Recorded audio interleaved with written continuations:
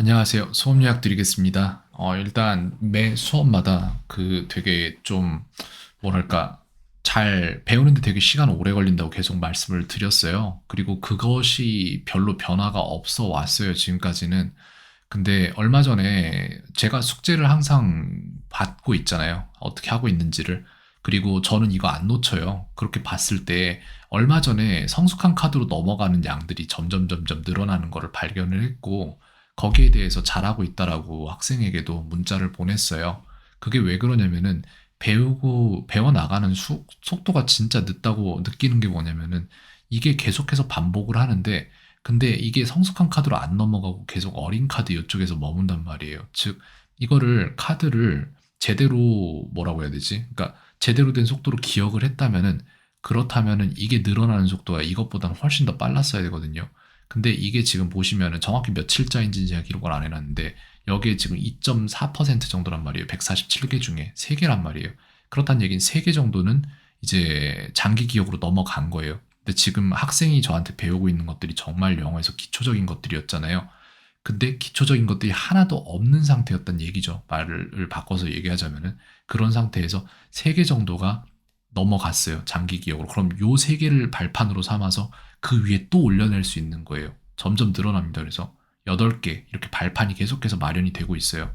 12개, 17개, 19개, 36개 이런 식으로 점점 빨라진다고요. 37개, 43개 이런 식으로 지금 올라가는데, 근데 이런 것들이 발판이 되어야지 그 위에다가 뭔가를 올려줄 수 있는 건데, 그게 정말 없었어요, 아이가.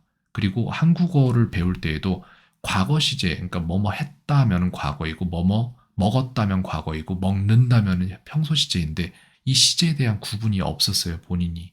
그래서 영어 이전에 한글에서도 약간 뭔가가 깨진 부분들이 되게 많이 보였었습니다. 근데 그런 부분들 지금 같이 잡아주고 있거든요, 수업에서.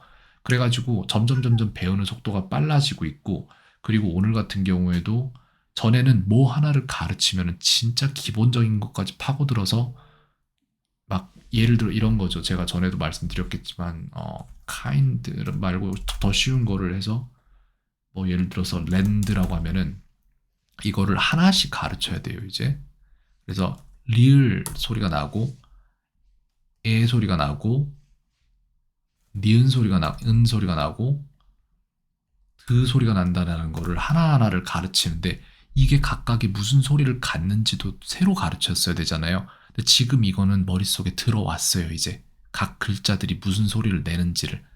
근데 과거에 잘못된 습관이 있어서 아직도 이거를 자기가 하나씩 해봐야 되는 시점인데, 근데 이거를 그냥 습관도 아니고 그냥 이상하게 정보를 출력을 해서 링그 뭐 이런 식으로 읽어버려요. 그냥 모르면 하나씩 이렇게 생각을 해서 해야 되는데, 그래서 그거 계속 잡아주고 있는 상황인데, 근데 예전처럼 뭔가 더 깊이 들어가서 가르칠 필요가 없어졌어요. 그래서 속도가 늘어나고 빨라지고 있고, 지금 현재 본인도 그렇게 다음 단계의 지식들을 점점 성숙한 카드, 즉 장기 기억으로 넣어 놓고 있으면서, 그래서 되게 이제 뭐라고 얘기해야 되지, 이걸 비유를 해서 말씀을 드리자면은, 저를 만나기 전에 예를 들어서 저는 그런 사람이에요. 제가 운동선수 코치라고 생각을 해볼게요.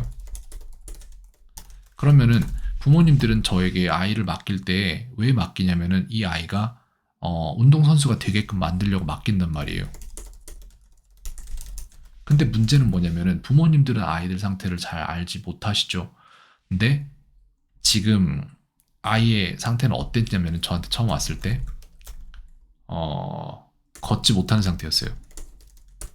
그렇기 때문에 운동을 어떻게 가르칠 것인가의 문제를 떠나서 어떻게 걷게 만들 것인가 먼저 제가 해버려야 되는 상태가 된 거예요.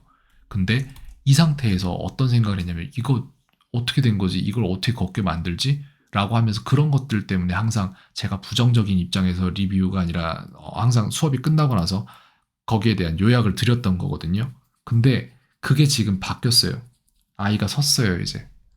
서서 이제 걷기 시작했어요. 조금씩. 느려요. 근데 전이랑은 완전히 다른 상태이고, 그리고 점점 빨라질 거예요.